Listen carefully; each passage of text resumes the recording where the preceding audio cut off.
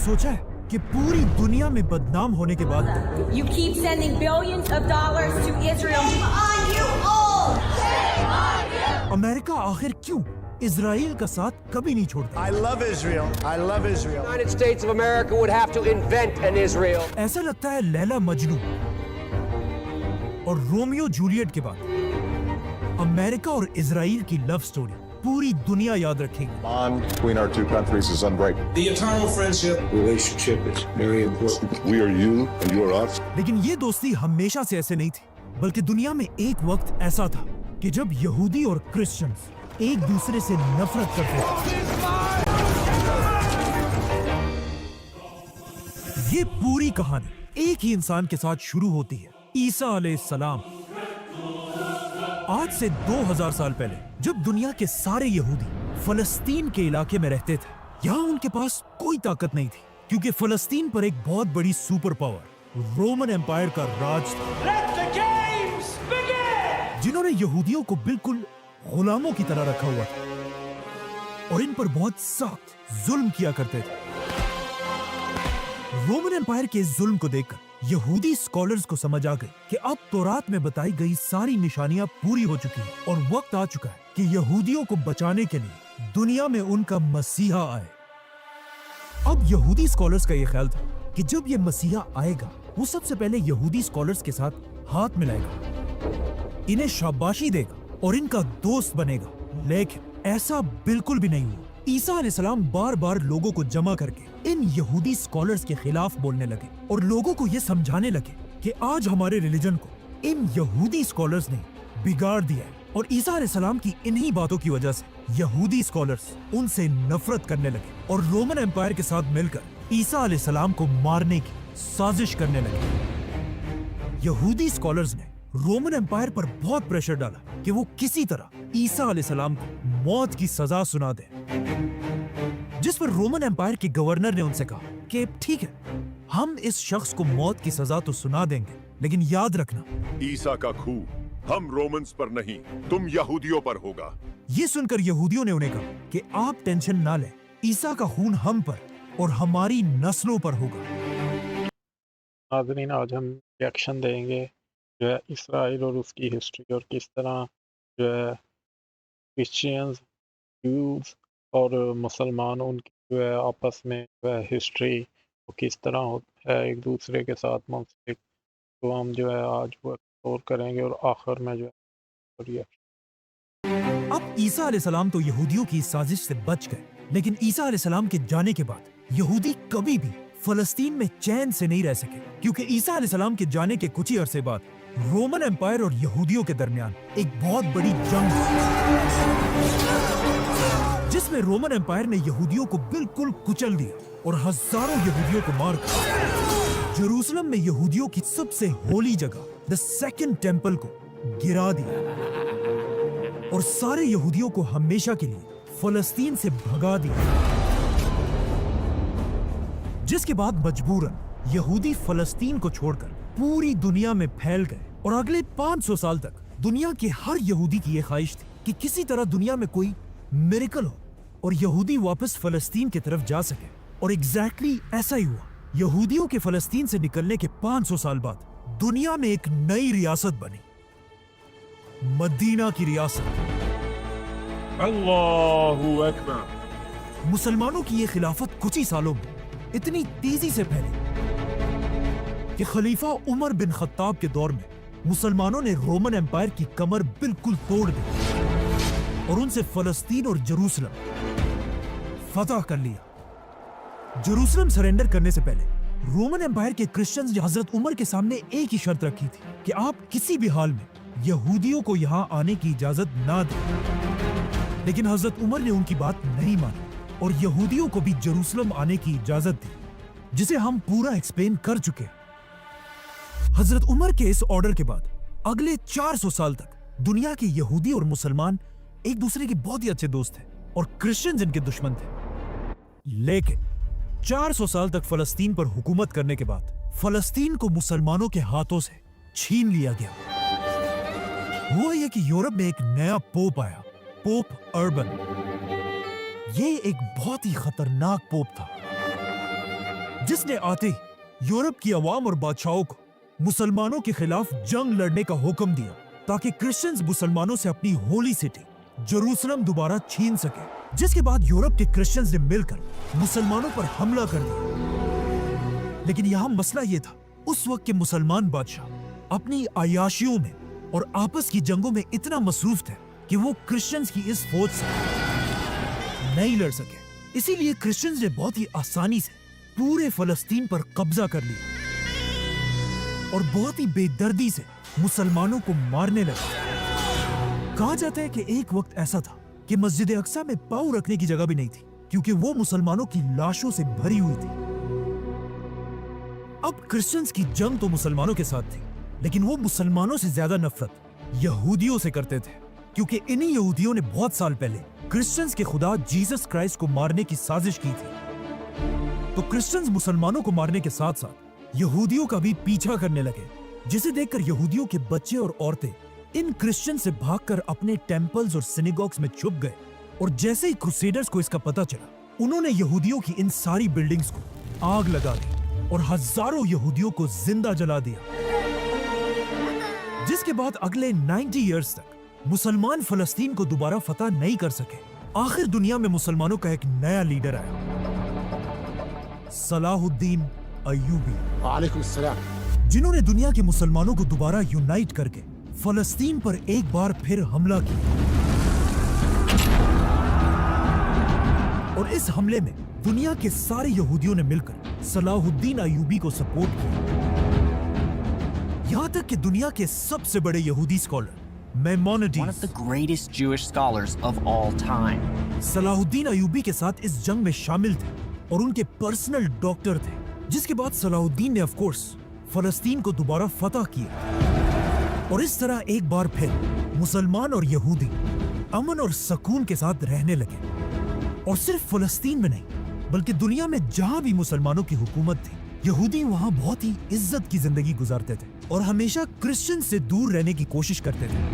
दुनिया के सबसे ताकतवर यहूदी फलस्तीन में नहीं, बल्कि मुसलमानों की एक दूसरी हुकूमत उंदलस स्पेन में थे। स्पेन एक जमाने में मुसलमानों का सबसे रिच और ताकतवर इलाका था, जहां मुसलमानों की 800 साल से हुकूमत थी और मुसलमानों से स्पेन छीनना इम्पॉसिबल था। लेकिन 800 साल के बाद एक बार फिर यूरोप के क्रिश्चियन लीडर्स ने मिलकर मुसलमानों के स्पेन पर हमला कर दिया और आखिर मुसलमानों से पूरा स्पेन छीन लिया। उंदलस स्पेन को फतह करने के बाद क्रिश्चियन लीडर्स ने मुसलमानों और यहूदियों को दो ऑप्शंस दिए, या तो अपने रिलीजन्स को छोड़कर क्रिश्चियन बनो और या स्पेन को छोड़कर हमेशा के लिए यहां से निकल जाओ। तो ऑफ कोर्स अपना रिलीजन तो मुसलमानों और यहूदियों ने नहीं छोड़ना था। तो अब ये सब कंफ्यूज थे कि स्पेन को छोड़कर कहां जाए।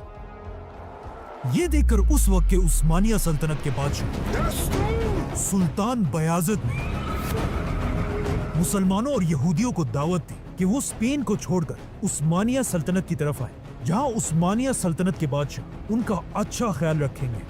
अब यहाँ पर एक क्वेश्चन है कि अगर दुनिया के मुसलमान और यहूदी अभी सिर्फ 500 साल पहले तक एक दूसरे के इतने अच्छे दोस्त थे, तो फिर दरमियान में ऐसा क्या हुआ कि यहूदी और क्रिश्चियंस एक साथ मिलकर मुसलमानों के दुश्मन बन गए? ये समझना बहुत ही इंपॉर्टेंट है। इसके कुछ ही अरसे बाद जब कोलंबस ने अमेरिका डिस्कवर किया, आहिस्ता आहिस्ता यूरोप और अमेरिका की इकोनॉमी बहुत तेजी से आगे बढ़ने लगी। ये देखकर मुसलमान इलाकों में रहने वाले यहूदी भी पहली बार यूरोप की तरफ शिफ्ट होने लगे, जहां उन्होंने एक बहुत ही सीक्रेट ऑर्गेनाइजेशन इल्यूमिनाटी बनाई और फिर शैतान और जिन्नात के साथ मिलकर काला जादू करके बहुत सारा पैसा बनाया और फिर इन पैसों से पूरी दुनिया को अपने कंट्रोल में लिया। ऐसा कुछ भी नहीं हुआ, ये सब बस कहानियां हैं। अगर जादू से पैसे बनने होते तो दुनिया का सबसे अमीर आदमी इलॉन मस्क नहीं, बल्कि कोई बाबा होता। लेकिन अगर जादू और जिन्नात से यहूदियों ने मदद नहीं ली, तो फिर कैसे यहूदियों ने पूरी दुनिया की इकोनॉमी को अपने कंट्रोल में लिया? ये बहुत ही इंटरेस्टिंग स्टोरी है। जब यहूदी मुसलमान इलाकों को छोड़कर आहिस्ता आहिस्ता यूरोप की तरफ शिफ्ट होने लगे, वहां यूरोप के क्रिश्चियंस अब भी यहूदियों से सख्त नफरत करते थे। इसीलिए इन यहूदियों को कंट्रोल में रखने के लिए यूरोप के क्रिश्चियंस ने एक कानून बनाया कि यहूदी यूरोप में रह तो सकते हैं, लेकिन यूरोप की जमीनें नहीं खरीद सकते, और साथ ये भी कहा कि यहूदी यूरोप की पॉलिटिक्स और फौज से हमेशा दूर रहेंगे। तो ऑफ कोर्स अब यहूदियों के पास यूरोप में सिर्फ एक ही काम बचा था, बिजनेस। जिसके बाद यूरोप के सारे यहूदी बड़े बड़े ट्रेडर्स और बिजनेसमैन बनने लगे। इस तरह यहूदियों के पास आहिस्ता आहिस्ता बहुत सारा पैसा जमा हो गया। लेकिन अब मसला यह था कि यहूदी इस सारे पैसे के साथ कोई भी जमीन नहीं खरीद सकते थे, और क्रिश्चियंस के सारे पैसे जमीनें खरीदने में खर्च हो जाते थे। तो अब यूरोप में आहिस्ता आहिस्ता ऐसी सिचुएशन बनी कि क्रिश्चियंस का सारा पैसा जमीनों में बंद होने की वजह से उनके पास कोई कैश नहीं होता था, और ऑन द अदर हैंड यहूदी यूरोप में कोई जमीन नहीं खरीद सकते थे, इसीलिए उनके पास बहुत सारा पैसा पड़ा होता था। जिसके बाद यहाँ से क्रिश्चियंस यहूदियों से सूद पर कर्जे लेने लगे। अब यहूदियों के रिलीजन में भी सूद पर कर्जा देना हराम है, लेकिन सिर्फ आपस में एक दूसरे को, बाकी रिलीजन के लोगों के साथ वो कुछ भी कर सकते हैं। इसीलिए यहूदी भर भर कर यूरोप के क्रिश्चियंस को सूद पर कर्जे देने लगे। यहाँ तक कि एक वक्त ऐसा आया कि यूरोप के बड़े बड़े बादशाह भी यहूदियों से कर्जे लेने लगे। उस जमाने में यहूदियों से सूद पर कर्ज लेना इतना आम हो चुका था कि एक फेमस राइटर विलियम शेक्सपियर ने अपनी नॉवेल्स में यहूदियों से सूद पर कर्ज लेने का जिक्र किया है। आखिर यहूदियों ने इस सूद के निजाम से इतना पैसा बनाया कि वो यूरोप के हर शहर में छोटे छोटे बैंक्स बनाने लगे। लेकिन अब जब यूरोप में यहूदी अपनी पावर की पीक पर थे, यहाँ पर एक बहुत बड़ा मसला हुआ। जब भी यूरोप का कोई बादशाह यहूदियों को उनका कर्ज वापस नहीं कर सकता था, तो वो अपने इलाके के सारे यहूदियों को मारकर वहाँ से भगा देता था, जिससे यहूदियों का बिजनेस काफी खराब हो रहा था। तो अब यहूदी सोचने लगे कि अब उन्हें इन छोटे छोटे बैंकों के बजाय एक सेंट्रलाइज्ड इंटरनेशनल बैंक की जरूरत है। और ऐसा ही हुआ। आखिर जर्मनी के एक ताकतवर यहूदी ने दुनिया का पहला इंटरनेशनल बैंक बनाया, और इस यहूदी का नाम था मायर रॉथस्चाइल्ड। रॉथस्चाइल्ड का बैंक कुछ ही सालों में इतना ताकतवर बना कि उसने अपने 5 बेटों को यूरोप के हर सिटी की तरफ भेजा, और उन सबको हुक्म दिया कि यूरोप के हर कैपिटल सिटी में जाकर वहां का सबसे बड़ा बैंक बनाओ। ये दुनिया का पहला इंटरनेशनल बैंक था, और इसका फायदा ये था कि यूरोप की हर बड़ी सिटी में होने की वजह से यूरोप का कोई भी बादशाह इनका बिजनेस खत्म नहीं कर सकता था, क्योंकि जब भी कोई एक भाई कमजोर होता था, उसके बाकी सारे भाई मिलकर उसे बचा लेते थे। इस रॉथस्चाइल्ड फैमिली के पास इतना पैसा था कि उस वक्त की स्पेनिश एम्पायर, फ्रेंच एम्पायर और ब्रिटिश एम्पायर सब इन्हीं के पैसों से चलती थी। लेकिन रॉथस्चाइल्ड फैमिली को अपनी असल ताकत तब मिली जब यूरोप में एक बहुत बड़ी जंग शुरू हुई। इस जंग को फ्रांस का एक बहुत बड़ा बादशाह नेपोलियन लीड कर रहा था। नेपोलियन की ताकत पूरे यूरोप में बहुत तेजी से फैल रही थी, लेकिन नेपोलियन को सबसे बड़ा नुकसान तब पहुंचा जब रॉथस्चाइल्ड के 5 भाइयों ने नेपोलियन को नहीं बल्कि ब्रिटिश एम्पायर को सपोर्ट किया, जिसके बाद ब्रिटिश एम्पायर ने रॉथस्चाइल्ड फैमिली के पैसों से नेपोलियन को हरा दिया।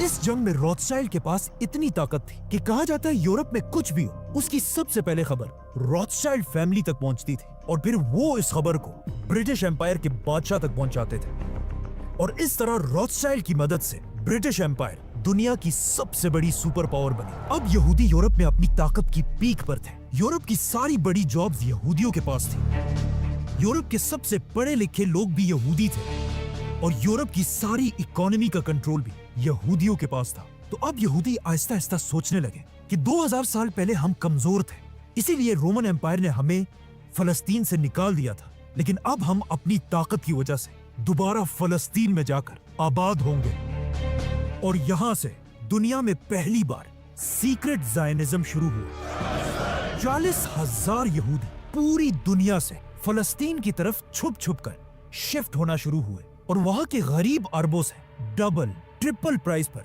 फलस्तीन की जमीनें खरीदने लगे।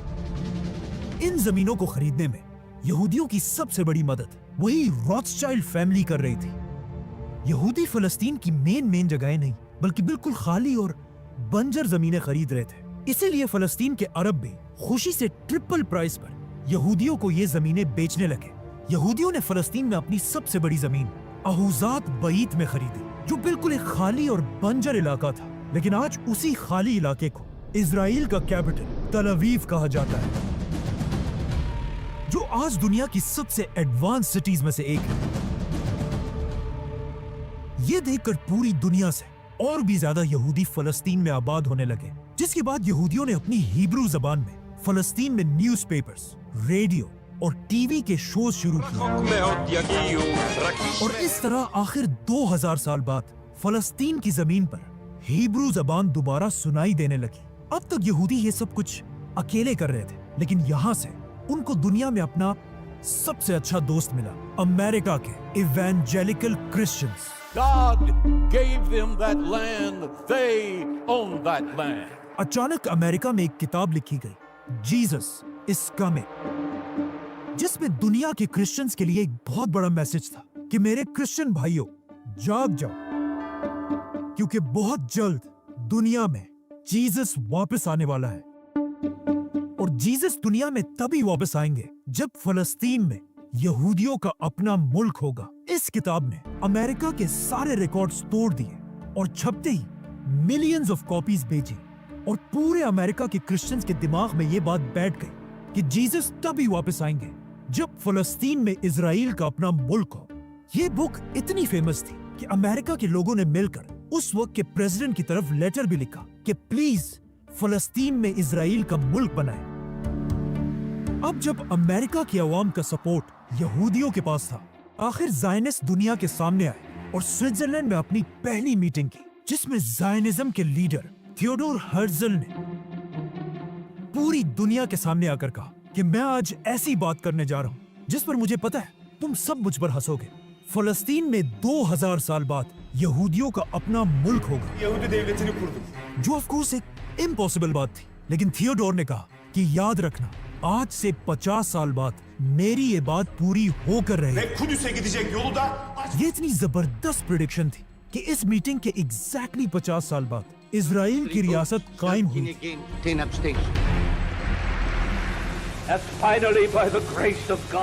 ज़ायनिस्ट अपने इस मिशन में इतने कमिटेड थे कि उन्होंने इसी मीटिंग में पहली बार इजराइल का झंडा भी पब्लिश किया।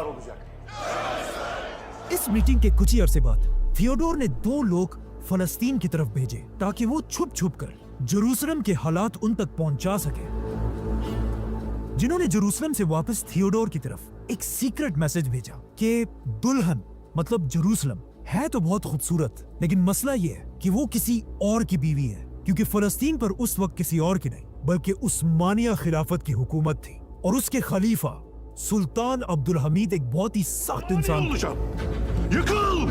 इसीलिए थियोडोर हर्ज़ल सीधा उस्मानिया खलीफा से मिलने पहुंचे और उनको एक ऑफर दी कि हम ज़ायनिस्ट उस्मानिया सल्तनत का बहुत बड़ा कर्जा उतार देंगे अगर सुल्तान अब्दुल हमीद फलस्तीन का इलाका यहूदियों को दे दे।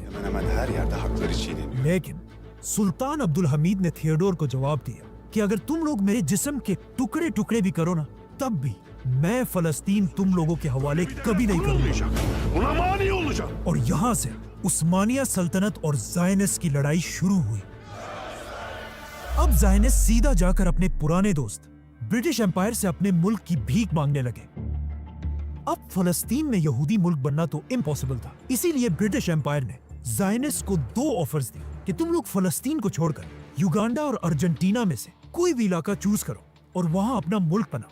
लेकिन यहूदियों ने ब्रिटिश एम्पायर से क्लियरली कहा कि जिस तरह जर्मनी में जर्मन्स, फ्रांस में फ्रेंच और इंग्लैंड में इंग्लिश लोग रहते हैं, उसी तरह यहूदी भी दुनिया में एक ही जगह फलस्तीन में ही रहेंगे। दुनिया के सारे ज़ायनिस्ट मिलकर कोशिश करने लगे कि किसी तरह अब उस्मानिया सल्तनत को गिरा दिया जाए, और ऐसा ही हुआ। कुछ ही अरसे बाद दुनिया की सबसे बड़ी जंग शुरू हुई, वर्ल्ड वॉर 1।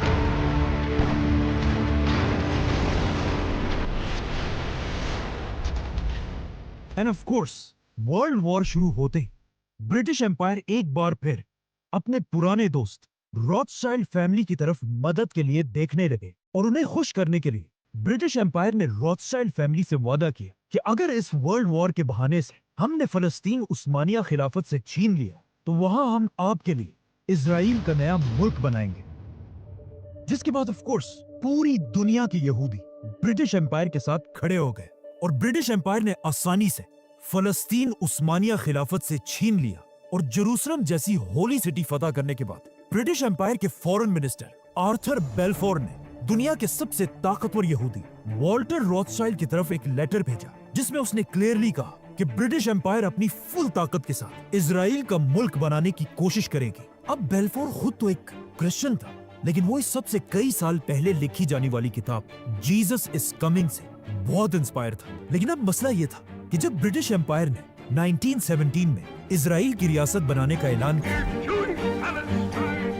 उस वक्त फलस्तीन में सिर्फ 10% यहूदी थे और बाकी 90% मुसलमान थे, जिससे रॉथस्चाइल्ड और बाकी ज़ायनिस्ट को समझ आ गई कि अगर हम इजराइल की रियासत बनाना चाहते हैं तो हमें फलस्तीन में अपनी आबादी बढ़ानी होगी। इसीलिए वर्ल्ड वॉर 1 के बाद पूरी दुनिया से यहूदी फलस्तीन की तरफ तेजी से शिफ्ट होने लगे। नाउ जिस तरह बहुत साल पहले ब्रिटिश एम्पायर ने रॉथस्चाइल्ड फैमिली की मदद से नेपोलियन को हराया था, अब उन्होंने उसी रॉथस्चाइल्ड की मदद से वर्ल्ड वॉर 1 में उस्मानिया खिलाफत और जर्मनी को बिल्कुल तोड़ दिया था, जिसके बाद ब्रिटिश एम्पायर तो वर्ल्ड वॉर जीतने का जश्न मना रही थी। लेकिन जर्मन अवाम को समझ आ गई थी कि इस जंग में किसने और कैसे उनके साथ बगावत की। असल में इस सबसे बहुत साल पहले रॉथस्चाइल्ड बिजनेस जर्मनी से ही शुरू हुआ था, लेकिन अब जब वर्ल्ड वॉर का टाइम आया तो रॉथस्चाइल्ड जर्मनी को छोड़कर ब्रिटिश एम्पायर को सपोर्ट कर रहे थे, जिससे आहिस्ता आहिस्ता जर्मन अवाम में यहूदियों के लिए गुस्सा बढ़ने लगा और यहाँ से दुनिया में एक नए लीडर की एंट्री होती है, एडोल्फ हिटलर। हिटलर ने आते ही जर्मन अवाम को ये बात समझाने की कोशिश की कि हम तो वर्ल्ड वॉर जीतने वाले थे, सिर्फ इन यहूदियों की गद्दारी की वजह से हम ये जंग बेशर्मी से हार गए।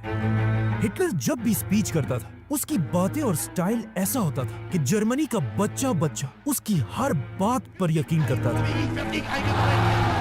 जिसके बाद हिटलर ने जर्मनी में यहूदियों के सारे बिजनेसेस बंद कर दिए और इवन जर्मनी में रॉथस्चाइल्ड का सबसे पहला बैंक, 200 साल पुराना बैंक, बंद कर दिया। हिटलर की फौज आहिस्ता आहिस्ता पूरे यूरोप को फतह करने लगी और यूरोप की हर सिटी में जाकर वहां के यहूदियों को मारने लगे। ये देखकर यूरोप के सारे यहूदी हिटलर से अपनी जान बचाकर भागने लगे और इस अपॉर्चुनिटी को यूज करके रॉथस्चाइल्ड के बाकी भाइयों ने इन सारे यहूदियों को फलस्तीन की तरफ भेजना शुरू किया और फलस्तीन में एक बार फिर यहूदियों की पॉपुलेशन तेजी से बढ़ने लगी। जब वर्ल्ड वॉर 1 खत्म हुई, फलस्तीन में सिर्फ 10% यहूदी थे, लेकिन वर्ल्ड वॉर 2 खत्म होने के बाद 30% से भी ज्यादा यहूदी थे। वर्ल्ड वॉर 2 तो ब्रिटिश एम्पायर ने जीत ली थी, लेकिन इस जंग में उनका इतना नुकसान हुआ था कि अब वो इस ग्रेट एम्पायर को और नहीं संभाल सकते थे। इसीलिए इंडिया, पाकिस्तान, श्रीलंका जैसी कंट्रीज ब्रिटिश एम्पायर से आजाद होने लगी। ये देखकर फलस्तीन के ज़ायनिस्ट भी ब्रिटिश एम्पायर को कहने लगे कि अब अपना वादा पूरा करो और यहाँ पर एक यहूदी रियासत बनाओ। लेकिन मसला ये था कि अब भी फलस्तीन में सिर्फ 30% यहूदी थे और बाकी सारे मुसलमान थे, जिसकी वजह से ब्रिटिश एम्पायर इतनी जल्दी इजराइल की रियासत बनाने के लिए तैयार नहीं थी। ये देखकर फलस्तीन के यहूदी और ज़ायनिस्ट अपने पुराने दोस्त ब्रिटिश एम्पायर के खिलाफ होने लगे और पहली बार ज़ायनिस्ट ब्रिटिश एम्पायर पर ही हमले करने लगे। अब एक ऐसी सिचुएशन थी कि मुसलमान और यहूदी सब ब्रिटिश एम्पायर के खिलाफ लड़ रहे थे। इसीलिए ब्रिटिश एम्पायर ने आखिर तंग आकर फलस्तीन का मसला यूनाइटेड नेशंस के सामने पेश किया और कहा अब आप ही फैसला करें कि फलस्तीन के साथ क्या होना चाहिए। जिसके बाद यूनाइटेड नेशंस ने आज तक अपनी हिस्ट्री का सबसे स्टूपिड फैसला किया। यूनाइटेड नेशंस ने फैसला किया कि फलस्तीन को 3 हिस्सों में डिवाइड कर दिया जाएगा। फलस्तीन का सबसे बड़ा हिस्सा सिर्फ 33% आबादी वाले यहूदियों को दिया जाएगा और फलस्तीन के 66% मुसलमानों को फलस्तीन का छोटा सा हिस्सा दिया जाएगा और जेरूसलम को एक इंटरनेशनल सिटी बना दिया जाएगा। ये ऐसा ही है कि एक केक को 10 लोगों में डिवाइड कर दिया जाए, आधा केक 3 लोगों को और आधा केक बाकी 7 लोगों को दिया जाए, जो एक बहुत ही अनफेयर फैसला था। जब यूएन ने अपना ये फैसला ज़ायनिस्ट और फलस्तीन में मुसलमान कमेटी के सामने रखा तो ऑफ कोर्स यहूदी तो इस फैसले पर बहुत बड़ा जश्न मनाने लगे, लेकिन फलस्तीन की मुसलमान कमेटी ने यूएन के इस फैसले को बिल्कुल रिजेक्ट कर दिया। मुसलमानों की इस कमेटी के हेड का नाम अमीन अल हुसैनी था, जो पूरे फलस्तीन का ग्रैंड मुफ्ती था। ब्रिटिश एम्पायर और ज़ायनिस्ट इस बंदे से पहले से ही नफरत करते थे, क्योंकि वर्ल्ड वॉर 2 में इस ग्रैंड मुफ्ती ने ब्रिटिश एम्पायर के खिलाफ जाकर जर्मनी के हिटलर को सपोर्ट किया था। बल्कि हिटलर के साथ पर्सनल मीटिंग्स भी की थी और इवन हिटलर के लिए एक मुसलमान आर्मी भी बनाना चाहता था। जैसे ही मुसलमानों ने यूएन के प्लान को रिजेक्ट किया, अचानक इजराइल के रॉथस्चाइल्ड स्ट्रीट पर ज़ायनिस्ट का लीडर दुनिया के सामने आया और कहा, मुसलमानों की इस ढिठाई की वजह से आज हम ये ऐलान करते हैं कि अब आधा फलस्तीन नहीं, पूरा फलस्तीन हमारा होगा। और इसी के साथ डेविड बेन गुरियन ने इजराइल की आजादी का ऐलान कर दिया। ये ऐलान उसने अपने ज़ायनिस्ट लीडर थियोडोर हर्ज़ल की बहुत बड़ी तस्वीर के नीचे किया था, जिसने इस दिन से एग्जैक्ट 50 साल पहले कहा था कि आज से 50 साल बाद दुनिया में इजराइल की रियासत बनेगी। और एग्जैक्टली ऐसा ही हुआ। इजराइल की आजादी के सिर्फ 11 मिनट बाद सुपर पावर अमेरिका ने इजराइल के मुल्क को एक्सेप्ट कर लिया, जिसके बाद सोवियत यूनियन और बाकियों ने भी ऐसा ही किया, जिनमें सिर्फ एक इस्लामिक कंट्री थी जिसने इजराइल को एक्सेप्ट किया, रजा शाह का ईरान।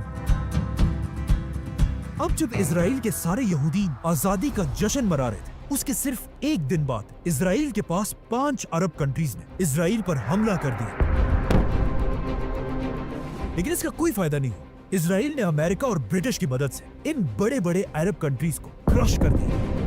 बल्कि इस जंग से इजराइल का साइज और भी बढ़ गया और जो हिस्सा यूएन ने मुसलमानों को देने का वादा किया था, वो भी मुसलमानों के हाथ से निकल गया। अब इजराइल के लिए फलस्तीन में सिर्फ एक ही मसला था कि अभी भी फलस्तीन में मुसलमानों की आबादी यहूदियों से डबल थी। इसीलिए इजराइल के बनते ही उन्होंने अपना सबसे पहला काम ये किया कि वो फलस्तीनियों को, जो यहाँ पर 1000 साल से आबाद थे, हमेशा के लिए फलस्तीन से निकालने लगा। इजराइल ने फलस्तीनियों की बड़ी बड़ी सिटीज और 500 विलेजेस को तबाह कर दिया। और जो मुसलमान इजराइल के जुल्म के बाद भी फलस्तीन छोड़कर नहीं जा रहे थे, कहा जाता है इजराइल ने उनके पानी के कुओं और पाइपों में जहर मिलाकर उन सबको मार डाला। और इस तरह एक ही साल में 8 लाख फलस्तीनी मुसलमान फलस्तीन को छोड़कर हमेशा के लिए चले गए। और इन फलस्तीनियों के खाली घरों को भरने के लिए पूरी दुनिया से 7 लाख यहूदी इजराइल की तरफ आए, जिससे फलस्तीन में यहूदियों की आबादी 60 और 70% तक चली गई। और आज तक इजराइल इसी स्ट्रेटेजी को बार बार यूज करता है। हर कुछ सालों बाद इजराइल कोई न कोई बहाना बनाकर Barbarism and civilization. फलस्तीनियों को फलस्तीन से निकालता रहता है, ताकि फलस्तीन से मुसलमानों का नामो निशान हमेशा के लिए मिट जाए। और यहाँ सिर्फ और सिर्फ यहूदी ज़ायनिस्ट की हुकूमत है। सब्सक्राइब। नाज़रीन, आज हमने देखा किस तरह जो है फ़लस्तीन की रियासत जो है उन्होंने कायम की है। क्या हिस्ट्री है मुसलमान की, क्रिश्चियन और जूज़ की, और उसका कॉमन एजेंडा क्या है कि किस तरह फ़लस्तीन में जो है ना इसराइल की रियासत को कायम किया जाए। उसके लिए किस तरह क्रिश्चियन और जूइश मुसलमानों के ख़िलाफ़ क्या जो है लॉबिंग कर रहे हैं और किस तरह जो है ना मिलके काम कर रहे हैं। और इस तरह मुसलमानों को उन्होंने डिवाइड किया हुआ है। कुछ मुसलमान रियासतों ने वो एक्सेप्ट भी कर लिया है और कुछ अभी तक जो है ना उस चीज़ को जो फ़लस्तीन का अंदर मुसलमानों का हक़ है उसको तस्लीम करना चाहती हैं, लेकिन उन पर भी बहुत प्रेशर आ रहा है। तो देखते हैं फ्यूचर में ये कैसे अनफोल्ड होता है।